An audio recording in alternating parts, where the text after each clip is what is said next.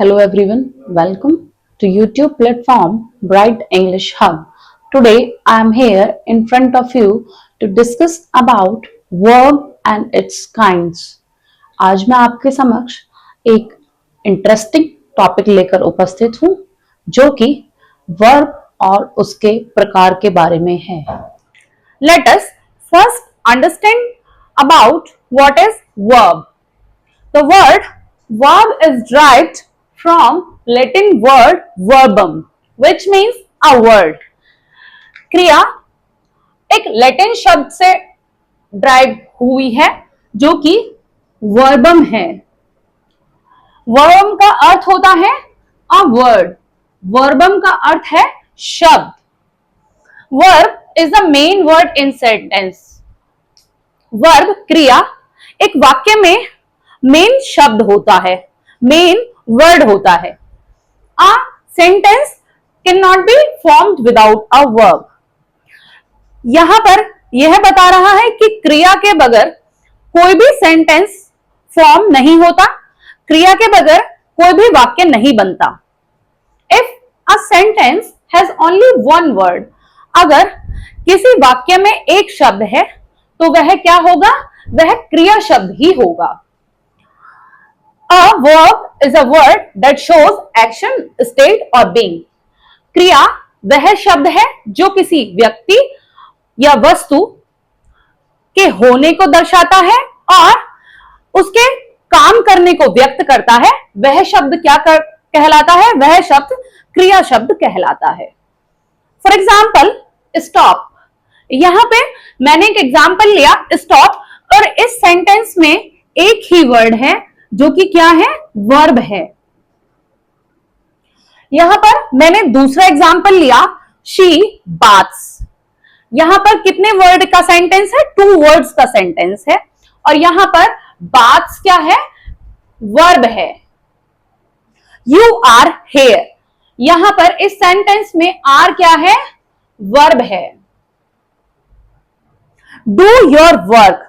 In this sentence do will be verb. God is great. In this sentence, इस sentence में is क्या है? क्रिया है, verb है. He has been reading a book for 2 hours. इस सेंटेंस में कि वह 2 घंटे से किताब पढ़ रहा है, इस सेंटेंस में has been reading क्या है? verb है. जरूरी नहीं कि जो verb है वो एक वर्ड की हो, जरूरी नहीं कि जो वर्ब है वो 2 वर्ड की हो. जो वर्ब है वो 2 वर्ड की भी हो सकती है, एक वर्ड की भी हो सकती है. यदि किसी सेंटेंस में एक ही वर्ड दिया हुआ है तो वो वर्ब ही होगा. वर्ब 3 वर्ड्स की भी हो सकती है, जैसे कि एग्जाम्पल नंबर 6 में मैंने आपको बताया he has been reading a book for 2 hours. यहां पर जो has been reading है वो क्या है? क्रिया है. यहां पर जो क्रिया है वो 3 शब्द की है, has been और reading. Mohan writes a letter. In this sentence writes will be verb, क्रिया. I shall have been reading a book for 2 hours. यहां पर shall have been reading इस सेंटेंस में क्रिया जो है वो कितने वर्ड्स की है? वो 4 वर्ड की यूज की गई है. तो अब तक इन सेंटेंस के माध्यम से हमने जाना जो क्रिया है उसके वो क्रिया 1 वर्ड की भी हो सकती है और 2 वर्ड की भी हो सकती है और 3 वर्ड की भी हो सकती है. क्रिया अधिक से अधिक केवल 4 वर्ड्स की होती है.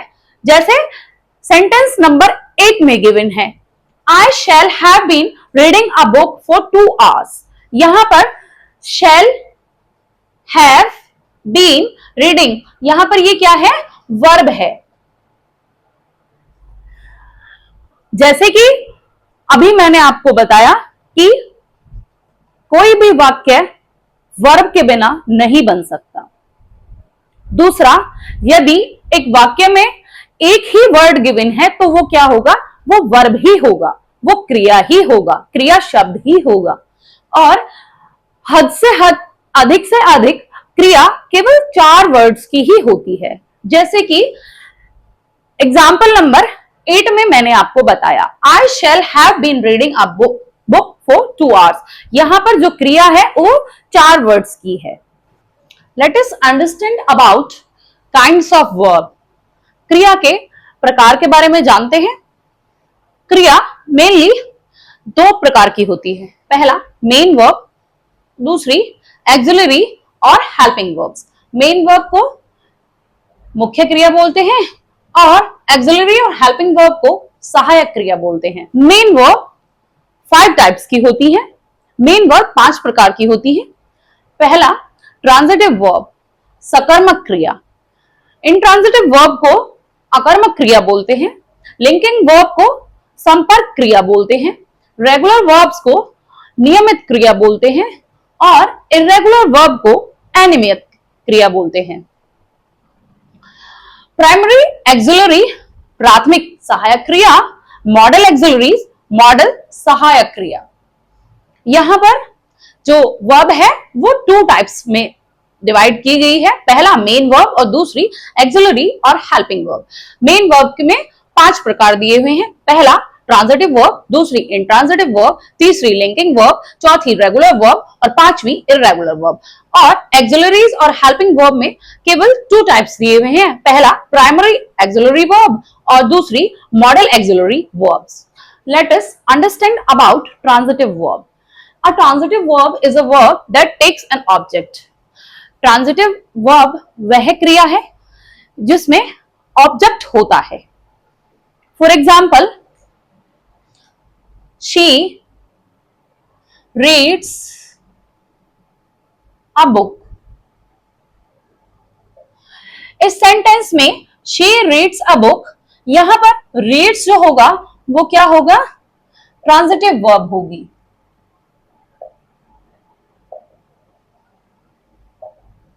दूसरा एग्जाम्पल लेते हैं, दे प्ले फुटबॉल। इस सेंटेंस में प्ले जो होगा, जो वर्ड प्ले है वो क्या है? ट्रांजिटिव वर्ब है। अब थर्ड एग्जाम्पल लेते हैं, द टीचर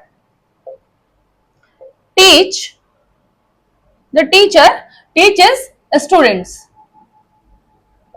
यहां पर इस सेंटेंस में द टीचर टीचर्स स्टूडेंट में टीचर्स जो होगा वो क्या होगा? ट्रांजिटिव वर्ब होगी। Mohan played cricket. यहां पर प्लेड जो होगा वो क्या होगा? ट्रांजिटिव वर्ब है।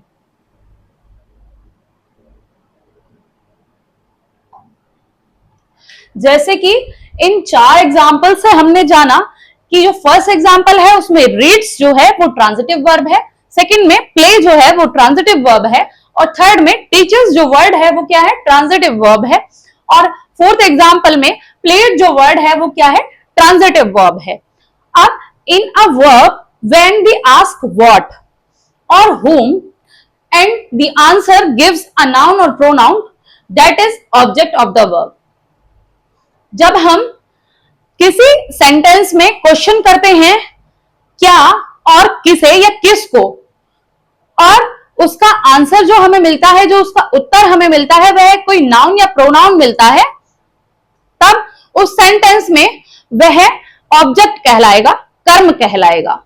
अब इस सेंटेंस के से समझते हैं कि इस सेंटेंस में ऑब्जेक्ट क्या होगा। She reads a book. इस सेंटेंस में अगर हम क्वेश्चन करेंगे कि वह क्या पढ़ रही है, तो वह क्या पढ़ रही है? किताब पढ़ रही है, बुक पढ़ रही है, तो बुक क्या होगा? ऑब्जेक्ट होगा। अब दूसरा एग्जाम्पल लेते हैं। दूसरे एग्जाम्पल में दे प्ले फुटबॉल। वे क्या खेल रहे हैं? तो यहां पर जो फुटबॉल होगा वो क्या होगा? ऑब्जेक्ट होगा, कर्म होगा। Third example, the teacher teachers student. जो अध्यापक है वे किसको पढ़ा रहे हैं? तो यहां पर जो आंसर होगा वो क्या होगा? स्टूडेंट होगा। तो ये क्या होगा? ऑब्जेक्ट होगा। और स्टूडेंट क्या है? नाउन है। बुक क्या है? नाउन है। फुटबॉल क्या है? नाउन है। यहां पर मोहन प्लेड क्रिकेट। मोहन क्या खेल रहा है? मोहन क्रिकेट खेल रहा है। तो यहां पर जो क्रिकेट होगा वो इस सेंटेंस में ऑब्जेक्ट होगा, कर्म होगा। अब तक हमने जाना जो ट्रांजिटिव वर्ब होती है उनमें ऑब्जेक्ट होना आवश्यक होता है, ऑब्जेक्ट का आना अनिवार्य होता है। और इन ट्रांजिटिव वर्ब्स की पहचान हम कैसे करते हैं और इनके ऑब्जेक्ट की पहचान हम कैसे करते हैं? जब हम किसी सेंटेंस में व्हाट क्वेश्चन करेंगे या होम क्वेश्चन किया जाएगा और उसका आंसर जो होगा वो क्या होगा? नाउन या प्रोनाउन हमें मिलेगा और वो नाउन और प्रोनाउन उस सेंटेंस में ऑब्जेक्ट का काम करता है और वह क्या कहलाता है? ऑब्जेक्ट कहलाता है। Now we will understand about intransitive verb, अकर्मक क्रिया। Intransitive verb is a verb that does not take an object. Intransitive verb वह क्रिया होती है जिसके साथ ऑब्जेक्ट नहीं आता, जिसके साथ कर्म का प्रयोग नहीं किया जाता है। For example, Sita will go. यहां पर जो एग्जाम्पल हमने लिया है सीता विल गो, इस सेंटेंस में ऑब्जेक्ट नहीं है और विल गो क्या है? इंट्रांजिटिव वर्ब है। मीरा इज कमिंग, यहां पर कमिंग जो है, इस कमिंग वो क्या है? इंट्रांजिटिव वर्ब है। राम वॉज बॉथिंग, ये क्या है? इंट्रांजिटिव वर्ब है।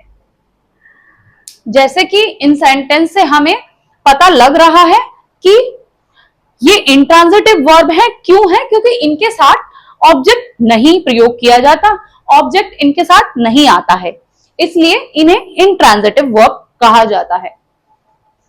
अब कुछ वर्ब ऐसी होती हैं कि वे इंट्रांजिटिव भी होती हैं और ट्रांजिटिव भी होती हैं। आइए जानते हैं ऐसी वर्ब्स के बारे में।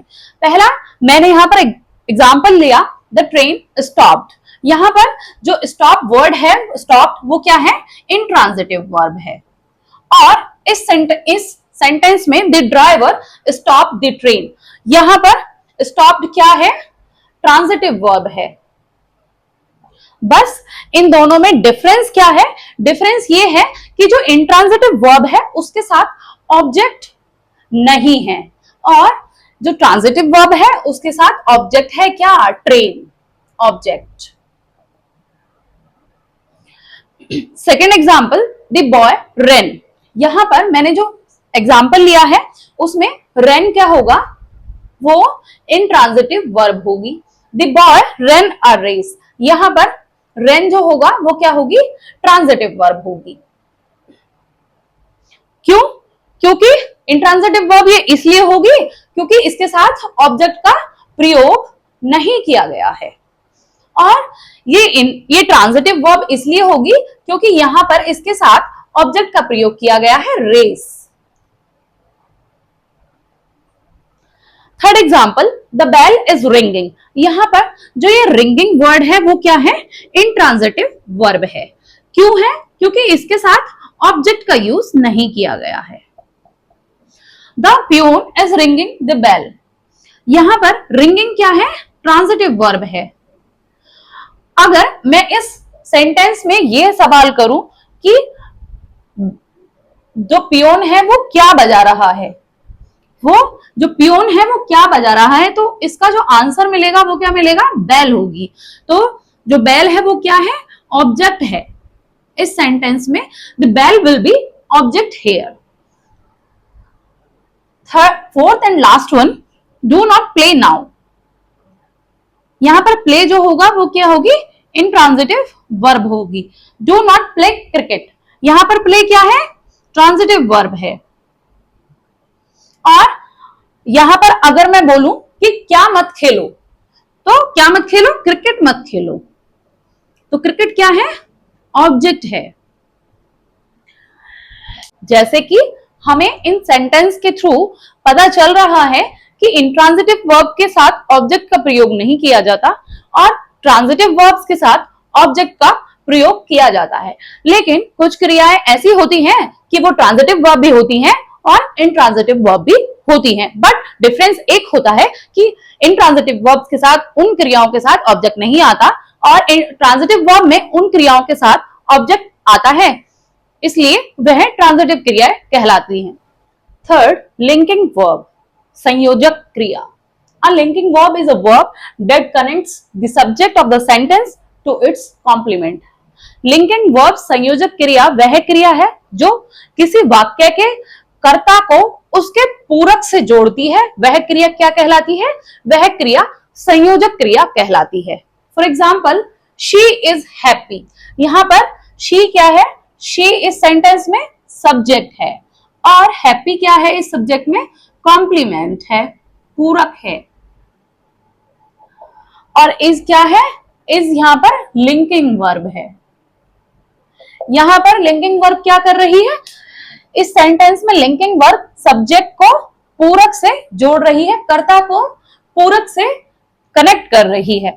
दे वर टायर्ड, यहां पर दे क्या है? सब्जेक्ट है, कर्ता है, और टायर्ड क्या है? कॉम्प्लीमेंट है, और वर क्या है? लिंकिंग वर्ब है। द सूप टेस्ट गुड, यहां पर द सूप क्या है? सब्जेक्ट है इस सेंटेंस में, और टेस्ट क्या है? लिंकिंग वर्ब है, और गुड क्या है? कॉम्प्लीमेंट है। मोहन इज ऑनेस्ट, यहां पर इज क्या होगा? वो लिंकिंग वर्ब होगी। क्यों? क्योंकि सब्जेक्ट को कॉम्प्लीमेंट से कनेक्ट कर रही है, जोड़ रही है, क्या? Linking verb. मोहन क्या है? सब्जेक्ट है, और ऑनेस्ट क्या है? कॉम्प्लीमेंट है। Linking verbs is also known as intransitive verbs of incomplete prediction. Linking verb is also known as intransitive verb of incomplete prediction. Linking verb को intransitive verb of incomplete prediction भी कहा जाता है। Is, am, are different forms of the verb. Is, am, are verb की विभिन्न क्रियाएं हैं। B जो वर्ब है उसकी विभिन्न क्रियाएं हैं, क्या? Is, am, are, was verb. The complement of linking verb can be noun, pronoun, adjective और the words functioning as noun और एडजेक्टिव। जो कॉम्प्लीमेंट होगा किसी भी सेंटेंस में या किसी भी लिंकिंग वर्ब का, वो या तो नाउन होगा या प्रोनाउन होगा या एडजेक्टिव होगा, या फिर वह वर्ड होगा जो कि नाउन जैसा प्रयुक्त होता है उस सेंटेंस में, या प्रोनाउन जैसा प्रयुक्त होता है, या एडजेक्टिव जैसा प्रयुक्त होता है, या एडजेक्टिव जैसे कार्य करता है, या नाउन के जैसे कार्य करता है, या फिर प्रोनाउन के जैसे कार्य करता है। उस सेंटेंस में वो वर्ड क्या होगा? कॉम्प्लीमेंट होगा किसी लिंकिंग वर्ब का। In addition to forms of verb, is, am, are, was verb, some other verbs are also used as linking verb. In verbs के अतिरिक्त, is, am, are, was verb के अतिरिक्त अन्य verb भी linking verb की तरह इस्तेमाल की जाती हैं। वे कौन कौन सी verb होंगी? such as come, get, go, grow, feel, run, appear, become, look, remain or seems etc. are some verbs which are used as linking verb except is, am, are, was verb. ये is, am, are, was verb तो linking verb है ही, और इनके अतिरिक्त ये words जो मैंने आपको बताए कौन कौन से? come, get, go, grow, feel, run, appear, become, look, remain और seems जो words हैं, ये भी लिंकिंग वर्ब्स के रूप में यूज किए जाते हैं। Let us understand about regular verb.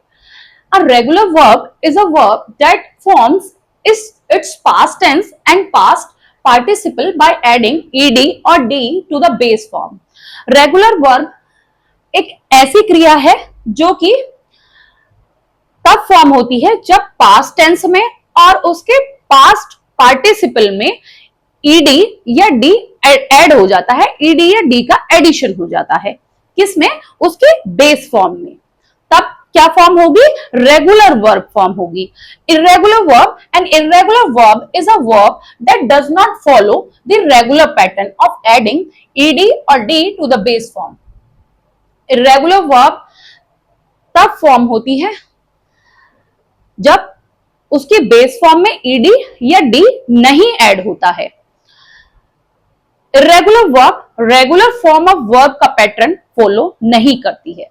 आइए जानते हैं कुछ एग्जाम्पल से कि जो रेगुलर वर्ब ऑफ फॉर्म है वो कैसे फॉर्म होती है। यहां पर मैंने एक वर्ड लिया है जो कि प्लेड है, सॉरी प्ले है।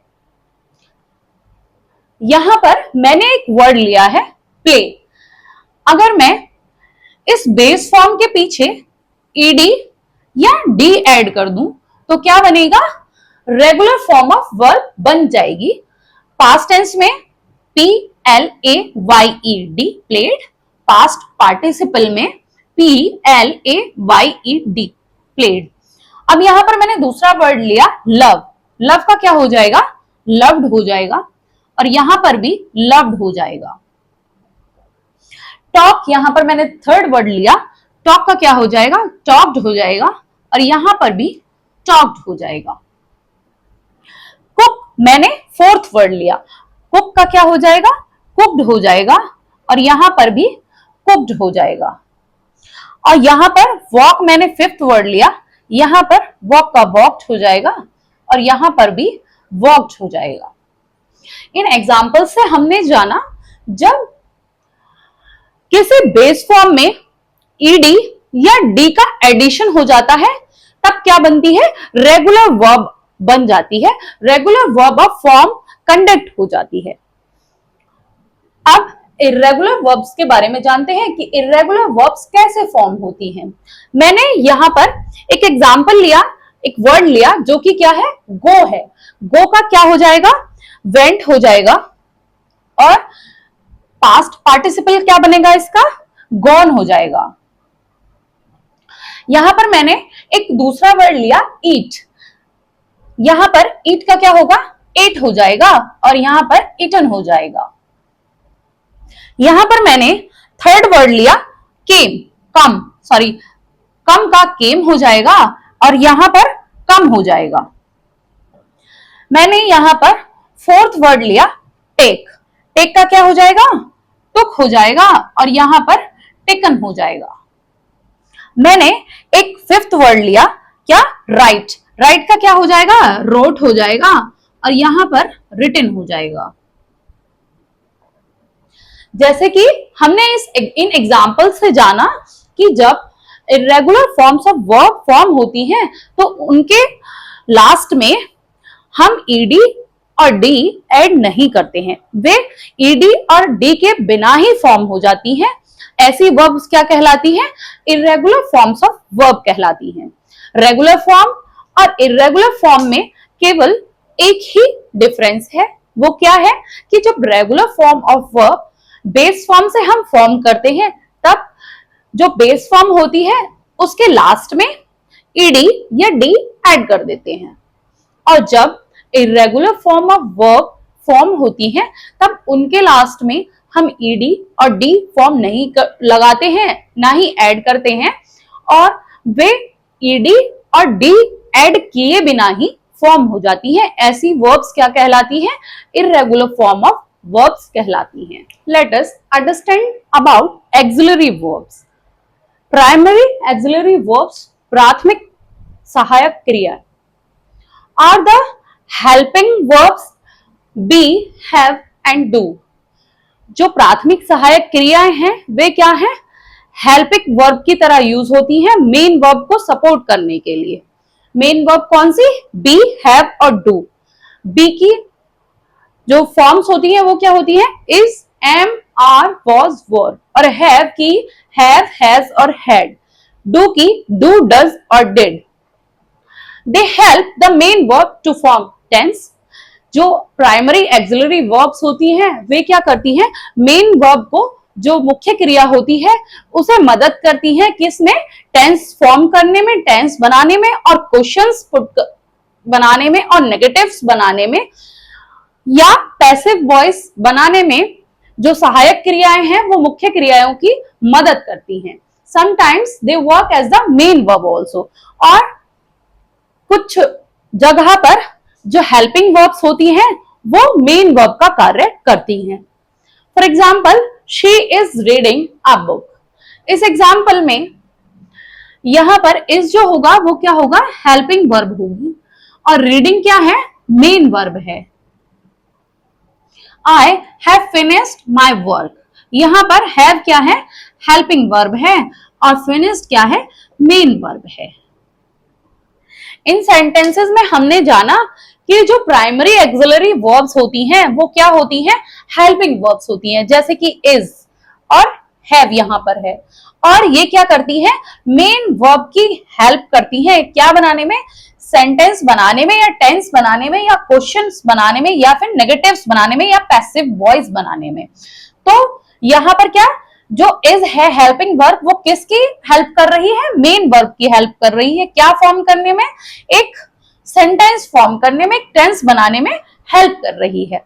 यहां पर भी जो हैव है वो क्या है, हेल्पिंग वर्ब है, और फिनिश्ड क्या है, मेन वर्ब है। वो यहां पर हैव क्या है, हेल्पिंग वर्ब है, और फिनिश मेन वर्ब है। तो यहां पर हैव फिनिश्ड की हेल्प कर रहा है क्या फॉर्म करने में, एक टेंस बनाने में, एक सेंटेंस बनाने में, किसी टेंस में। अब इसके कुछ रूल्स हैं। जो बी वर्ब्स हैं, बी वर्ब्स कौन कौन सी होती हैं, is, am, are, was, were. जो बी वर्ब्स हैं, बी वर्ब्स और क्या कहलाती हैं, लिंकिंग वर्ब्स भी कहलाती हैं। Be verbs are used to make continuous tense and passive voice. जो बी वर्ब्स होती हैं उनका इस्तेमाल कंटिन्यूअस टेंस बनाने के लिए और पैसिव वॉइस बनाने के लिए किया जाता है। बी वर्ब्स कौन कौन सी, इज, एम, आर, वॉज, वर का यूज कंटिन्यूअस टेंस बनाने के लिए और पैसिव वॉइस बनाने के लिए किया जाता है। आइए समझते हैं एग्जाम्पल के थ्रू। शी इज प्लेइंग, यहां पर इज क्या है, बी वर्ब है, और इसका इस्तेमाल किस लिए किया गया है, कंटिन्यूअस टेंस बनाने के लिए किया गया है। The book was written by him, यहां पर वॉज क्या है, बी वर्ब है, और इसका इस्तेमाल किस लिए किया गया है, कंटिन्यूअस टेंस बनाने के लिए किया गया है, और पैसिव वॉइस बनाने के लिए किया गया है। इस रूल से हमें पता लगता है कि जो बी वर्ब्स होती हैं वो कंटिन्यूअस टेंस फॉर्म करने के लिए यूज होती हैं और पैसिव वॉइस बनाने के लिए इस्तेमाल की जाती हैं। अब दूसरा रूल पढ़ते हैं। Have verbs are used to make perfect tenses. जो हैव वर्ब्स होती हैं कौन कौन सी, हैज, हैव और हैड, जो ये वर्ब्स होती हैं उनका इस्तेमाल परफेक्ट टेंस बनाने के लिए किया जाता है। अब यहां पर एग्जाम्पल से समझते हैं। I have completed my homework. तो यहां पर हैव का यूज किस लिए हुआ है, यहां पर हैव का यूज हैव वर्ब की तरह हुआ है, जो कि क्या कर रही है, परफेक्ट टेंस बनाने में हेल्प कर रही है। She had gone before I came, यहां पर हैड गॉन क्या है, हैड क्या है, यहां पर हैव की वर्ब फॉर्म है। तो यहां पर इसका इस्तेमाल किस लिए किया गया है, परफेक्ट टेंस बनाने के लिए किया गया है, सेंटेंस को परफेक्ट टेंस में बनाने के लिए किया गया है। अब थर्ड रूल के बारे में जानते हैं। Do verbs are used to make questions, negative, empathetic sentences. जो डू वर्ब्स होती है वो क्या होती है, वो इस्तेमाल होती है क्वेश्चन फॉर्म करने के लिए और नेगेटिव फ्रेम करने के लिए, या फिर एम्पैथेटिक सेंटेंस जब हम बनाते हैं तो हम डू वर्ब्स का यूज करते हैं। डू वर्ब्स कौन कौन सी होंगी, डू, डज और डिड। आइए समझते हैं एग्जांपल्स के through. Do you like apples, यहां पर डू जो होगी वो क्या होगी, वो यहां पर वर्ब होगी, और यू लाइक एप्पल्स बाकी का प्रेडिकेट होगा। और यहां पर क्या हो रहा है, यहां पर डू का जो यूज हो रहा है वो क्या हो रहा है, क्वेश्चन फॉर्म करने के लिए हो रहा है। I do not know him, यहां पर डू नॉट जो वर्ड है वो क्या है, डू की वर्ब है। तो यहां पर डू नॉट का प्रयोग नेगेटिव सेंटेंस फ्रेम करने के लिए किया गया है। Third, I do not believe you, यहां पर इस सेंटेंस में डू का प्रयोग एम्पैथेटिक सेंटेंस फ्रेम करने के लिए किया गया है। अब आते हैं मॉडल एक्सिलरी वर्ब पर। Modal auxiliary verbs are the helping verbs. जो मॉडल एक्सिलरी वर्ब्स होती हैं वो क्या होती हैं? सहायक क्रियाएं होती हैं दैट शोज द मूड और एटीट्यूड ऑफ द स्पीकर। ये स्पीकर जो करता होता है उसके मूड के बारे में बताती है, जैसे कि लाइक एबिलिटी उसकी क्षमता के बारे में बताती है, किसी घटना की पॉसिबिलिटी के बारे में बताती है, नेसेसिटी के बारे में बताती है, और परमिशन के बारे में बताती है, और ऑब्लिगेशन के बारे में बताती है। कॉमन मॉडल वर्ब्स कौन कौन सी होती हैं? Can, could, may, might, shall, should, will, would, must, ought to, need, dare और used to are some common modal verbs. For example, she can sing well. यहां पर can क्या है? मॉडल एक्सिलरी वर्ब है। You may go now. यहां पर may का use model auxiliary verb की तरह हुआ है। इसके कुछ रूल्स हैं। जो मॉडल एक्सिलरी वर्ब्स हैं वो हमेशा बेस फॉर्म के साथ यूज की जाती हैं। Modal are always used with the base form of the main verb. जो मुख्य क्रिया है उसकी बेस फॉर्म के साथ हमेशा मॉडल्स का जो यूज होता है वो बेस फॉर्म के साथ होगा। No use of S, ED and ING. जो बेस फॉर्म होती है उसके साथ एस और ईडी और आईएनजी का यूज नहीं होगा। जैसे अब यहां पर मैं सिंग एक वर्ड लूं तो हम इसके साथ आईएनजी ऐड नहीं करेंगे, ना ही ईडी ऐड करेंगे और ना ही एस ऐड करेंगे। ये एज इट इज जैसे बेस फॉर्म दी हुई है वैसे ही इस्तेमाल की जाएगी। Modals do not change according to person और नंबर और नंबर्स। मीन्स जो मॉडल्स होते हैं वो या तो सिंगुलर पर्सन है या प्लूरल पर्सन है, वे एज इट इज रहते हैं, सेम रहते हैं। पर्सन्स के अकॉर्डिंग या नंबर्स के अकॉर्डिंग मॉडल्स में कोई चेंज नहीं होता है। Modals do not take to before the main verb. Modals जो होते हैं वो मेन वर्ब से पहले नहीं आते हैं, मेन वर्ब से पहले इस्तेमाल नहीं किए जाते हैं। जैसे कि ought to, used to और to, जो ये शब्द हैं इनका इस्तेमाल मेन वर्ब से पहले नहीं किया जाएगा। Fourth, modals do not have ING और ईडी फॉर्म्स। जो मॉडल्स होते हैं उनमें आईएनजी और ईडी फॉर्म्स का इस्तेमाल नहीं किया जाता है। मॉडल्स में हमेशा बेस फॉर्म का इस्तेमाल किया जाता है। If you like my video, do subscribe my channel. Do share the video and do not forget to press the bell icon. इसी तरीके से इंटरेस्टिंग फैक्ट्स के साथ लर्न करने के लिए और इंग्लिश सीखने के लिए जुड़े रहें अपने प्लेटफॉर्म ब्राइट इंग्लिश हब के साथ। Thank you.